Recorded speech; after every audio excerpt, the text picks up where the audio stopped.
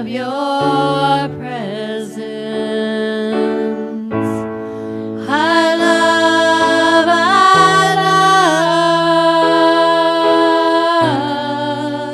I love you, Jesus.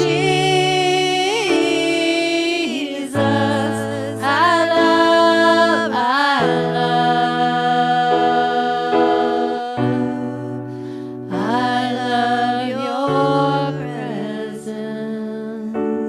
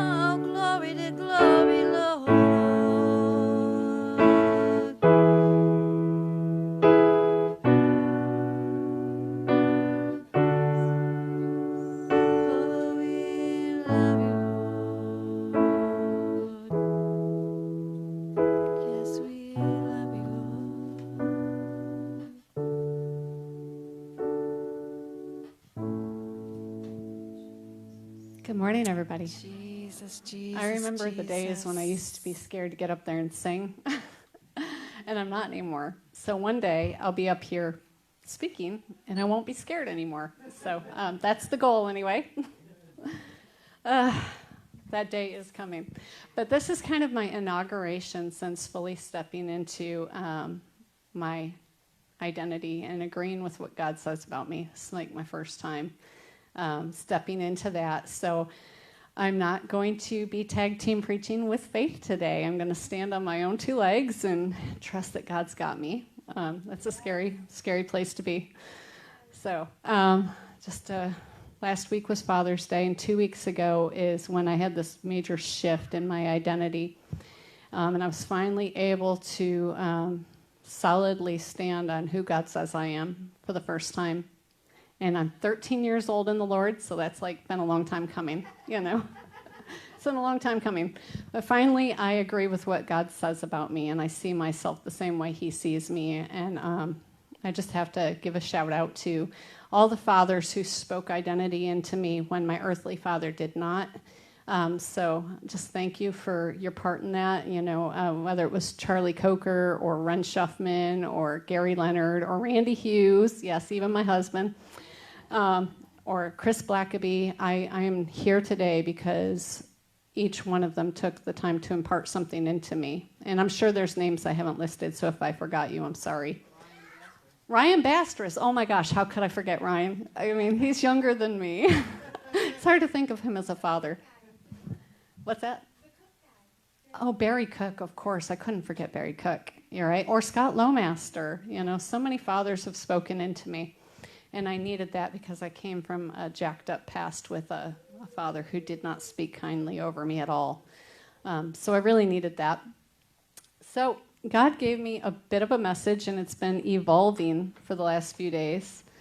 And it starts in Numbers 14.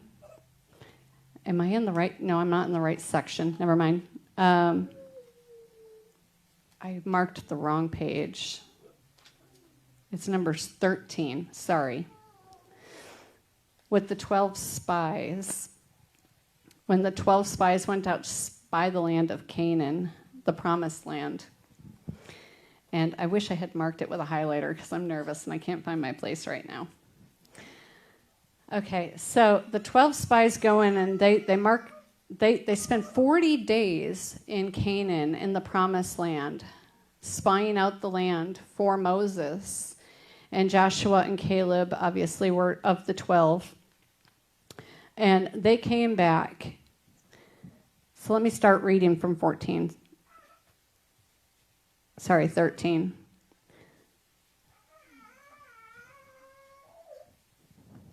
Where was I?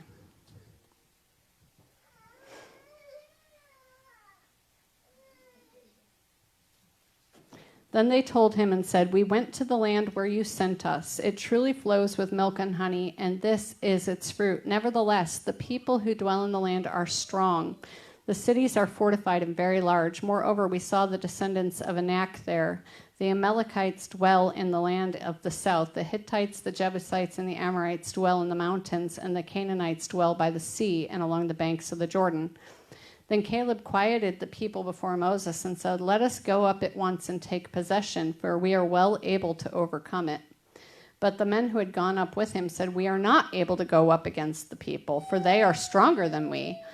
And they gave the children of Israel a bad report of the land which they had spied out, saying, "The land through which we have gone as spies is a land that devours its inhabitants, and all the people whom we saw in it are men of great stature.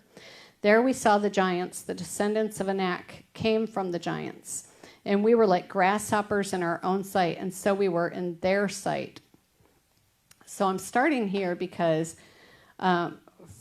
for the last 13 years, I was like the first 10 spies. You know, I was a grasshopper in my own sight, and I shrunk back from taking the promised land that God had for me. And I didn't see myself or agree with what God showed me that I was well able to overcome. I didn't see myself as being one of the strong ones who could overcome the giants of the land. But he's turning that around. He's changing that. So in 14, Caleb and Joshua are continuing on.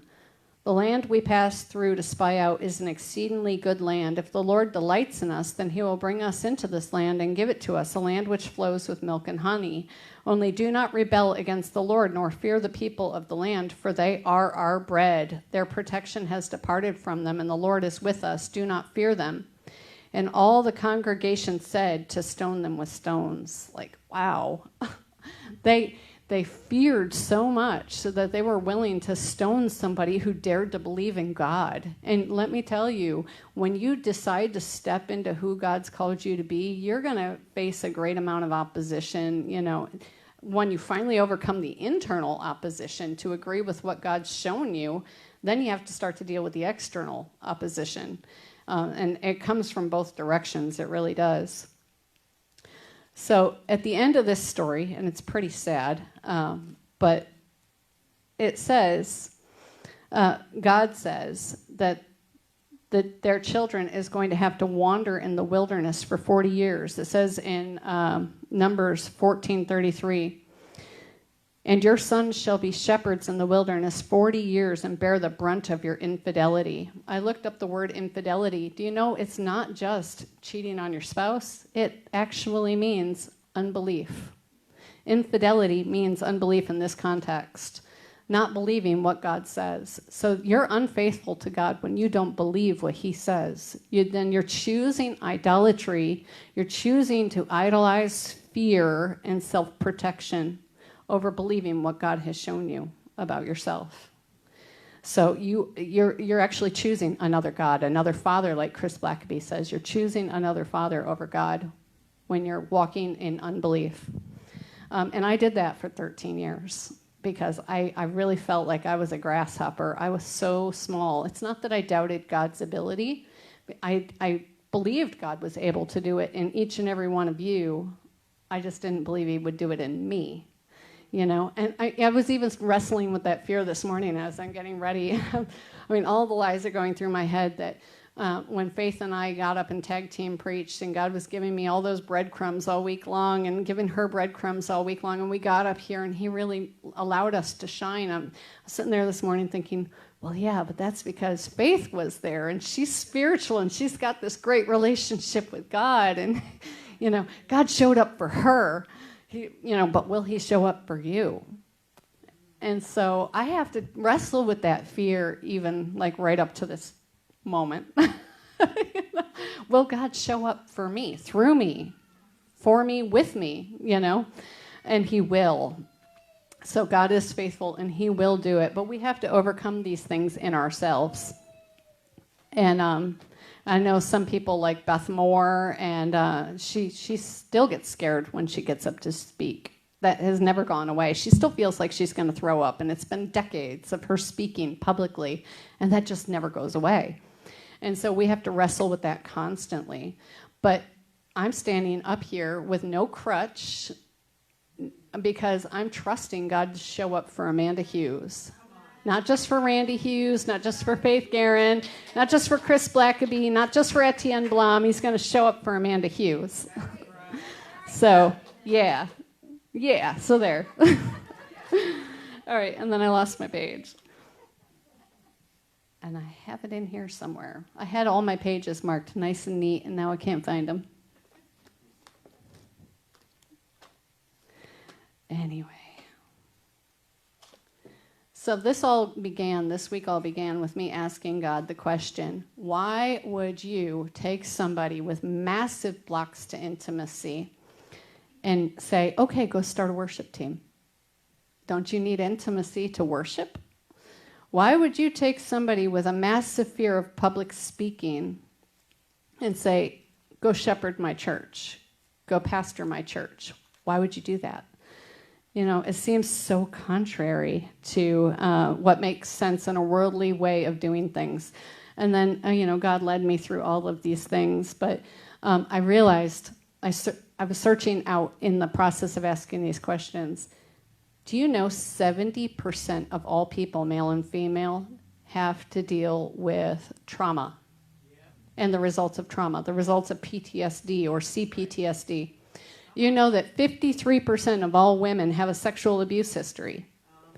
So how many of them are struggling with worship? How many of them are struggling with a fear of public speaking?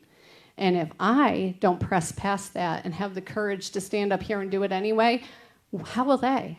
Somebody has to get up here and do it with, I still have blocks to intimacy, but I worship the best I can from my heart, and I lift him up the best I can. I still have fear of speaking, but I get up here and I lead the way and show that it's possible for other people who have battled trauma their whole lives, who have battled sexual abuse history, to get up here and do it anyway. Do it afraid. Somebody has to lead the way and show that it's possible. So he chose the right person, because there is a big audience out there. There is a big harvest field out there, a big people group who needs someone like me to stand up here and say, you can do it too. Yes, you have these blocks. Yes, you have these areas that feel like you're lame in both your feet, like Mephibosheth. But you know what? Mephibosheth had a perpetual seat at the king's table. It was never removed from him, even though he was lame in both his feet. We have areas inside of us where we feel lame, but you're still chosen, and you still have a seat at the king's table. So we are a chosen people, and it's up to us to rise up. I didn't even realize I was on page 333 for my next part. So in the first part, we have the 12 spies. The second story God gave me was about Deborah.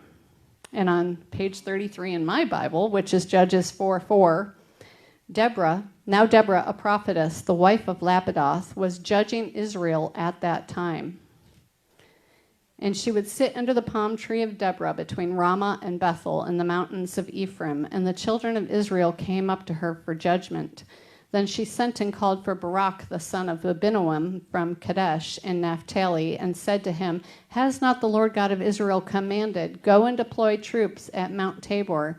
Take with you 10,000 men of the sons of Naphtali and of the sons of Zebulun, and against you I will deploy Sisera, the commander of Jabin's army, with his chariots and his multitude at the river Kishon, and I will deliver him into your hand. And Barak said to her, if you go with me, then I will go, but if you will not go with me, I will not go. So here, even in this time, a man is saying, I can see that God is with you, Deborah, and I'm not going into battle without you. So he had to have his crutch. He had fear. And he's like, I'm not going to go up against this mighty army without you with me, because you are, it's obvious that God is with you. And I would have liked to have done that and said, Faith, Karen, be my crutch. It's obvious God is with you. But you know what? He's with me too. Anyway, and so she said, I will surely go with you. Nevertheless, there will be no glory for you in the journey you are taking, for the Lord will sell Sisera into the hand of a woman. Then Deborah arose and went with Barak to Kadesh. And Barak called Zebulun and Naphtali to Kadesh. He went up with 10,000 men under his command, and Deborah went up with him. Now Heber the Kenite of the children of Hobab, the father-in-law of Moses, had separated himself from the Kenites and pitched his tent near the terebinth tree at Zenaim, which is beside Kadesh. And they reported to Sisera that Barak the son of Abinoam had gone up to Mount Tabor. So Sisera gathered together all his chariots, 900 chariots of iron, and all the people who were with him from Harosheth Hagoim to the river Kishon. Then Deborah said to Barak, up, for this is the day in which the Lord has delivered Sisera into your hand. Has not the Lord gone out before you? So Barak went down from Mount Tabor with 10,000 men following him, and the Lord routed Sisera and all his chariots and all his army with the edge of the sword before Barak. And Sisera alighted from his chariot and fled away on foot. But Barak pursued the chariots and the army as far as Harosheth Hagoim, and all the army of Sisera fell by the edge of the sword. Not a man was left. However, Sisera had fled away on foot to the tent of Jael, the wife of Heber the Kenite, for there was peace between Jabin, king of Hazor, and the house of Heber the Kenite. And Jael went out to meet Sisera and said to him, turn aside, my lord. Turn aside to me, do not fear. And when he turned aside with her into the tent, she covered him with a blanket. Then he said to her, please give me a little water to drink, for I am thirsty. So she opened a jug of milk, gave him a drink, and covered him. And he said to her, "Stand at the door of the tent, and if any man comes and inquires of you and says, 'Is there any man here?' you shall say no." Then Jael, Heber's wife, took a tent peg and took a hammer in her hand and went softly to him and drove the peg into his temple. And it went down into the ground, for he was fast asleep and weary, so he died. And then as Barak pursued Sisera, Jael came out to meet him and said to him, "Come, I will show you the man whom you seek." And when he went into her tent, there lay Sisera, dead with the peg in his temple. So on that day God subdued Jabin, king of Canaan, in the presence of the children of Israel. And the hand of the children of Israel grew stronger and stronger against Jabin, king of Canaan, until they had destroyed Jabin, king of Canaan. So anyway, I look at that story and I see the prophetic symbolism of the tent peg going into the mindsets of the enemy. So that the enemy was ruling over these people a very long time through intimidation. And the people were so timid they had to be ruled by a woman who dared to rise up and be mother of Israel. It says in verse 7 of the next chapter, "Village life ceased. It ceased in Israel until I, Deborah, arose, a mother in Israel." So she dared to arise and lead these men who were cowering in intimidation. They were too afraid to rise up. There was no strong male leader in that time. And so she had to fill that void. And yes, Mary Hassan, I'm thinking of you because, yeah, you're JL, you know. You're destroying those old mindsets. So it just, to me, it was, I'm kind of missing my point here, but it was all about destroying the mindsets of the enemy. And at the very end of chapter 5, it says, "So the land had rest for 40 years. Are you starting to see the parallel? In the first story, the children had to pay the price for agreeing with what the enemy said. They had to pay the price. For 40 years, they were stuck in the backside of the wilderness, paying the price for what their parents agreed with. But in this story, a mother rose up, and the children got to rest. For 40 years, they lived in peace because she dared to agree with what God showed her, and the men followed her. So here we are. There's two completely opposing 40s going on here. Are we going to agree with the enemy and let our children suffer the price of that, or are we going to agree with the Lord and bring peace to our children and to their generation? And we have that choice. And so I'm sitting here thinking, all right, God, this is all well and good. You know, all these stories are talking about, you know, those faithful ones that are of a different spirit, those who believe the Lord and walk in obedience. And I hear all these messages all the time, but I'm thinking, Lord, what about the backslidden ones? What about them? Is there hope for the backslider? Because let me tell you, I've been a backslider, not once, not twice, but 3 times I've backslidden. And I have had so many encounters with the Lord where, I mean, I had a supernatural healing twice in my body. I've had supernatural provision where I drove in a car that had no water in the radiator on the highway 4 times a day for a week, smoke pouring out of my engine. My pastor's mechanic looks at my car after a week of doing this and said, "You shouldn't be alive. There's no way you should be alive. This car shouldn't be running." You know, it's a miracle. Like, it was an absolute miracle, and a verifiable miracle. And so I'm here 2 weeks before Christmas, and I have no car because he's like, "You're not driving this. I forbid you to get in this car and drive it again," even though it was miraculous, and God had given me supernatural provision. 2 weeks before Christmas, I'm sitting there having the worst attitude, and I'm catching rides to church because I was going there 4 nights a week. I was going to Bible school there. And I have the worst attitude. I'm thinking, how am I going to get to work? How am I going to see my kids? How am I going to get to school? You know, the rides are not going to last forever. And 2 weeks before Christmas, with only 20 people in the room, my pastor takes up an offering. And it's enough to buy me a new car and pay the registration and pay the title and give me a full tank of gas, and even enough was left over for me to have a meal at the end. And I'm sitting there the next day. I'm going to go to the dealership and get my new car, and I'm telling God, I want a green car and I want a meaningful license plate. Well, my number at the time when I first got saved was 444. I saw it everywhere. And what do I get at the dealership? A green car, and the license plate ended in 444. So, I mean, just like I've seen so many things. So the next day I go to work, and I was working at Friendly's at the time as a waitress. I go to work, and the clouds are all over the sky. There's not a break in the clouds anywhere. But all of a sudden I look up, and there's this patch of clouds that's brighter than all the rest of the dark gray sky, and I see a face staring down at me while I was just sitting there giving God thanks for his provision and for, the miracle, just everything and the way it went down. And I'm looking up, and I'm seeing a perfect face in the sky, even to the eyes having pupils. And it was made out of clouds, and it's just staring at me, and like the whole sky is moving, the clouds are moving, and that stayed fixed in place until I went into work for like another 20 minutes. So, I've seen all kinds of miracles. I've seen all kinds of visions, and I've seen angels. I've seen all kinds of stuff.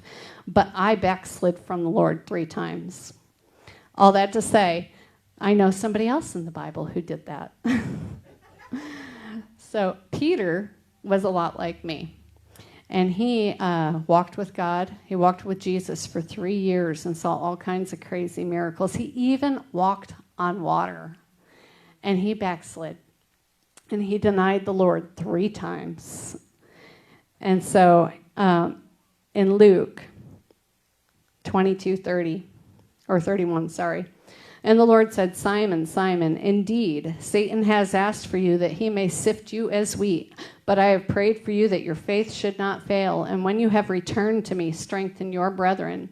But he said to him, Lord, I am ready to go with you, both to prison and to death. Then he said, I tell you, Peter, the rooster shall not crow this day before you will deny 3 times that you know me. And in John 21, he continues the story.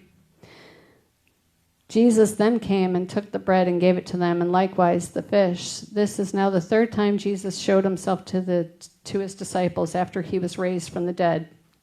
3 and 3.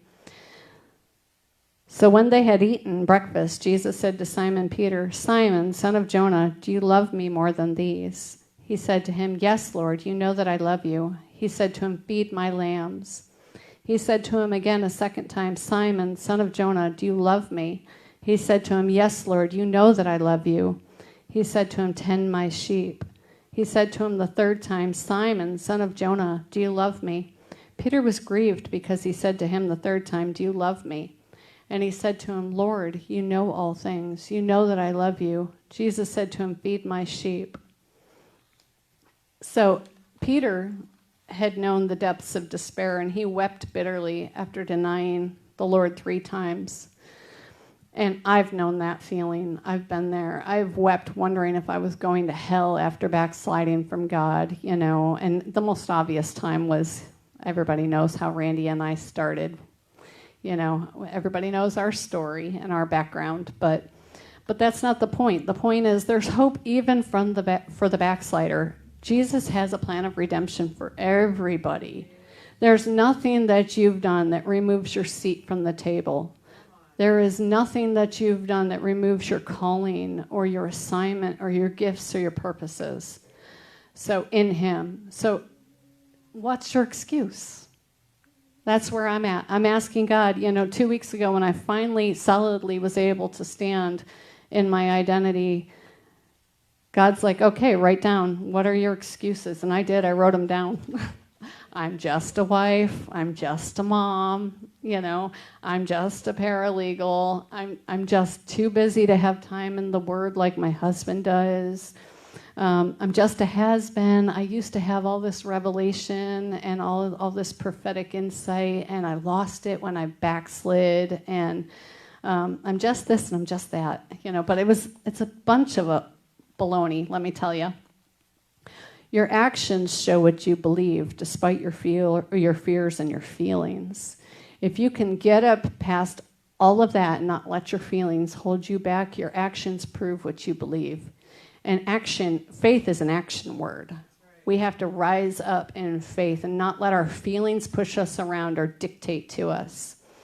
And so humility is the ability to take an honest assessment of yourself, both your strengths and your weaknesses, and align with who God says you are despite what you currently see.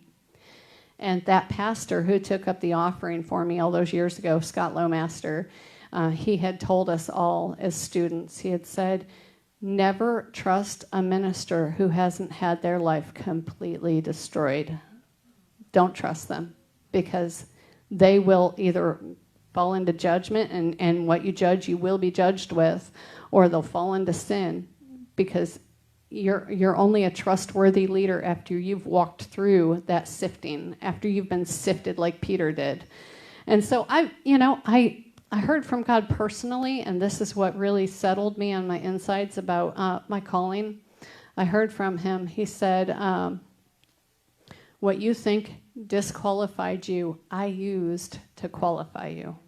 The very things where I felt like the most abject failure and the most worthless piece of, that's what God used to build in me the heart and the character to be able to stand in my calling and to be able to lead the way. Not because I'm perfect, not because I'm holier than thou or righteous in any, more righteous than anybody, but because I've been sifted, because I have fallen, because I do know the depths of despair, because I have wept bitterly at grieving the Lord, and at the cost, what it cost me and what it cost others.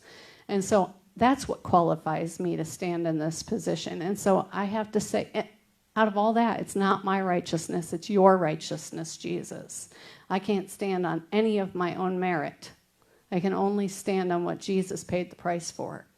And that's what makes me worthy to step into the call. Because it's only by the price that Jesus paid and his righteousness alone. And so I can say yes, knowing that it doesn't rest on me at all.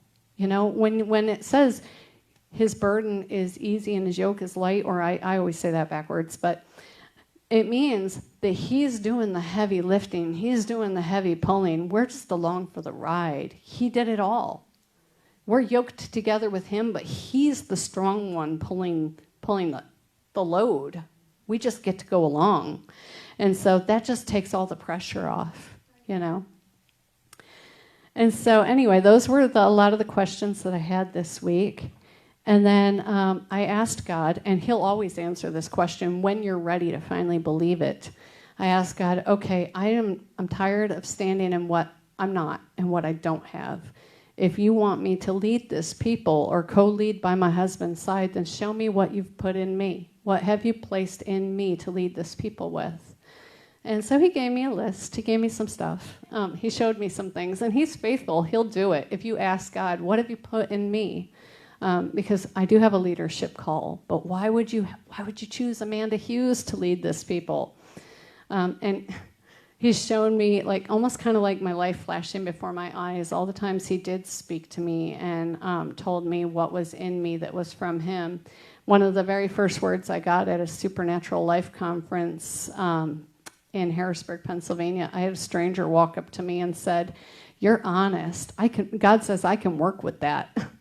She didn't know me from Adam, but it's true. I'm honest. I'm authentic, even to my own detriment. I don't mind making myself look bad. I'll tell the ugly parts of my story because it's going to help somebody, And then another time he told me that I had this strong steel rebar on the inside of me. That came from Barry Cook, like you were mentioning. He was another one of my spiritual fathers. That I had this strong steel rebar on the inside of me that kept me fixed in place, and I wasn't going to be taken out when the storms of life came at me. And that strong rebar was godly perseverance. I'm too stubborn to quit. I just won't quit, And so another Darlene keeps telling me I'm Esther and that I have the courage to press past fear. And, I'm not even afraid to die. I have fear in me, but I will push past it, and that's courage. That's the definition of courage. And then the last thing, well, maybe not the last thing, but God told me that I was a standard bearer, and I was placed here strategically to uphold truth. And so I have to look at what he's given me and not what I'm not, because the biggest detriment to our ability to rise up in the call of God on our lives is comparison. When we compare ourselves to others, like for so many years, I'm like, God, I'm not like Randy. He's, intimacy is so easy for him. Finding the presence of God is so easy for him. And I'm not like him at all. I don't get the goosebumps and the feel goods. And, I'm not like my husband, but I'm not called to be. I'm called to be like me. And so I know I have a call to bring transformation, and I have a story that will unlock freedom in others. And some of the most meaningful and impactful things that I've seen throughout the years have been those people who have transformed right before my eyes. I saw them in their timid phase. I saw them when they were fearful, and they were, pressing in and shrinking back and pressing in and shrinking back. And then one day their moment came, and all of a sudden they're standing in the power and presence of and anointing of God, and they're ministering with a boldness. And I'm like, who is this person? And those were the most impactful moments for me. And I want to have that same kind of impact. So guess what? I'm going to let you guys see me shrinking back. I'm going to let you see my timidity. I'm going to let you see my fear and my vulnerability, because in my moment, when my moment comes, that's going to have impact, and it's going to give you hope that it's possible for you too, that your moment's coming. God has a timing, a divine timing for each and every one of us. And so a lot of it is that waiting when you feel like you've been forgotten and forsaken by God. It's preparation, guys. It's just process. You have to embrace the process. And, there were many, many seasons where I thought, God, am I just a tool of Satan? Am I just a Judas? Am I being left behind? Is there any hope for me? Do I have a hope in a future? Is it just for everybody else? But I had to overcome those lies and choose to believe, no, God has a plan and a hope and a future for me too. And, God's not going to waste anything that I've walked through. He's not wasteful. And so I had to keep believing despite all that doubt and all that unbelief and all that unfaithfulness. When I was unfaithful, he remained faithful. When I backslid and I literally turned my back on God, and I looked back like Lot's wife, and over and over and over again, I was like a dog to the vomit. But God was faithful, and he kept wooing me back again and again and again. He never gave up on me, and he doesn't waste a moment of it. I didn't go through all that I went through for nothing. And so I've also realized, these stories that I read to you, they also showed another parallel besides the 40 days. The first story, I'm thinking about leadership styles. And the first story, it's like in the absence of strong leadership in that moment, the committee rose up to lead. And don't ever trust a committee to lead, because they will always lead in fear and self-preservation. The mob mentality is all about fear and self-preservation. And so they'll lead you right into a pit. The second story, there was strong leadership, and it ended up good for a generation. But there was no legacy that was left, because after that 40 years, after that generation died, they turned back to wickedness and they forsook the Lord again. So again, no legacy. The third story there, Peter built the beginnings of the church, and there was legacy. But I was thinking about, in those leadership thoughts, the church has tried all these different styles. They've tried the committee. They've tried the pastor-run church. They've tried even, women rising up and having to be both masculine and feminine. there's been all these different leadership models, like Peter represented the first pope. He was called the first pope. There's been all these different styles, but God is raising up a different church now. And what I'm seeing is that if we're going to be what the whole purpose for God sending Jesus to the earth and then the Holy Spirit was to showcase the family model. God has not been alone. He's been a part of a family, and the Holy Spirit represents the mom, and Jesus represents the kids, and there's legacy. And when you have a family model just on display, the seeds are perpetuated. There's reproduction that happens in the earth. And so up until this point, we've had Randy as father in the house, right? But it's been off balance. There's been an off balance thing going on because the mama hasn't rose up. And, and we're not going to have the legacy that God has spoken over this church again and again and again until you have both mom and dad standing together. And I know it's kind of weird hearing mama of the house from someone half your age. Guys, I'm sorry. But I am called to be the mom of the house. And so I wrote some things on the board that God was showing me.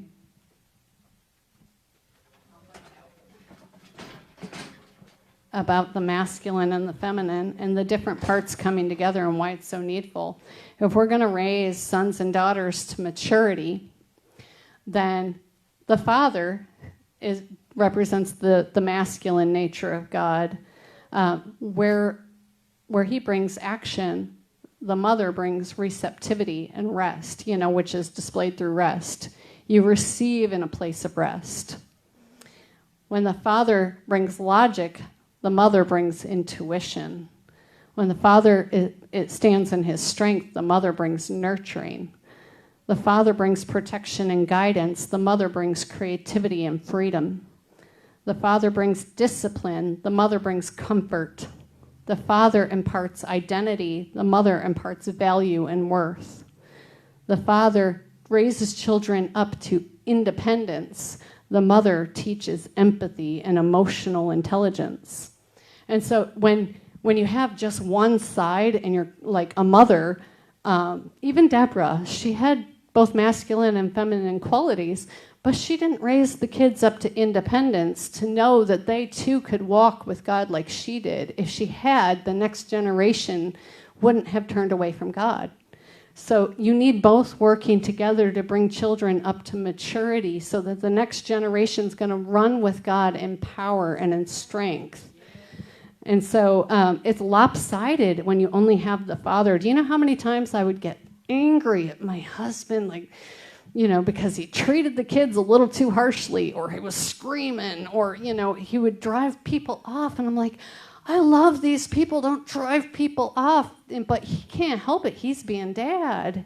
He's standing as a man, a strong man, and he's just passionate. He's not trying to be mean.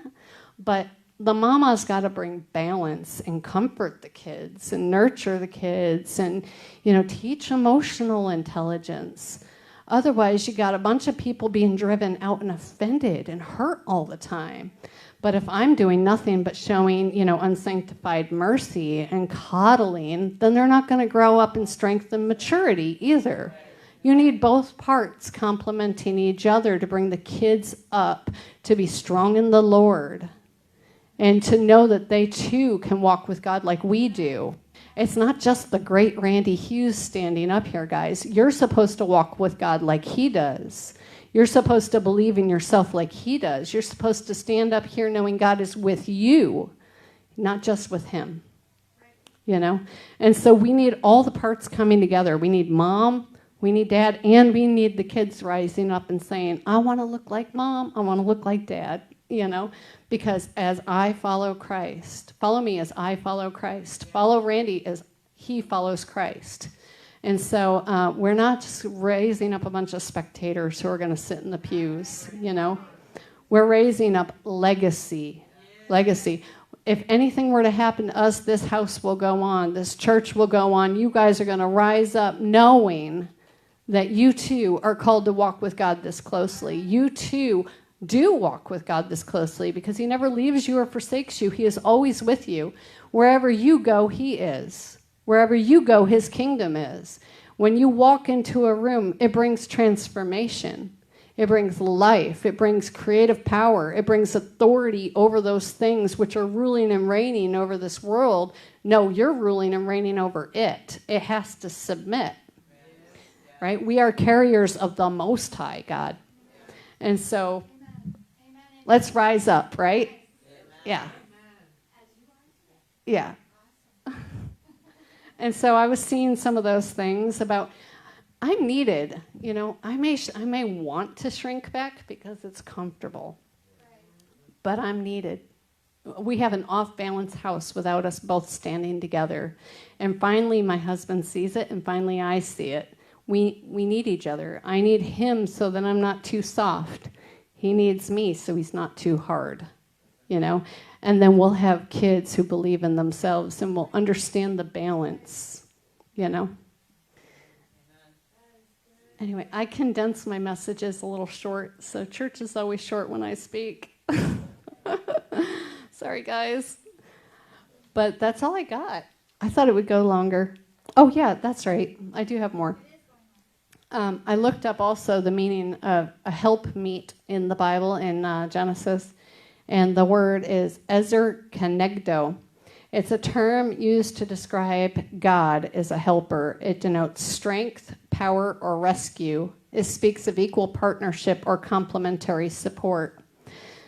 So I am supposed to be a strong equal at my husband's side. And you wouldn't believe how many times he's been under attack, and he needed me to rise up in my strength and support him, and rise up in my power and drive off the enemy. He's said so many times, I rely on my wife's authority.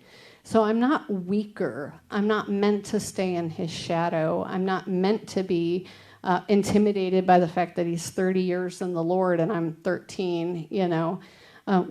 I am to be an equal at his side and be a support to him. And so many people in this region still believe that a woman shouldn't speak with authority in the house, or a woman shouldn't rise up as a man's equal. But that is not what we believe here. That's not what my husband believes here. And so, ladies, get ready. Your time is coming. You know, it's time to rise up. It's not just for the men, it's for the women too. And so that was one point I wanted to make. And that's the reason why I was so excited that Johan and Taryn agreed to be a part of our women's ministry, because they exemplify this.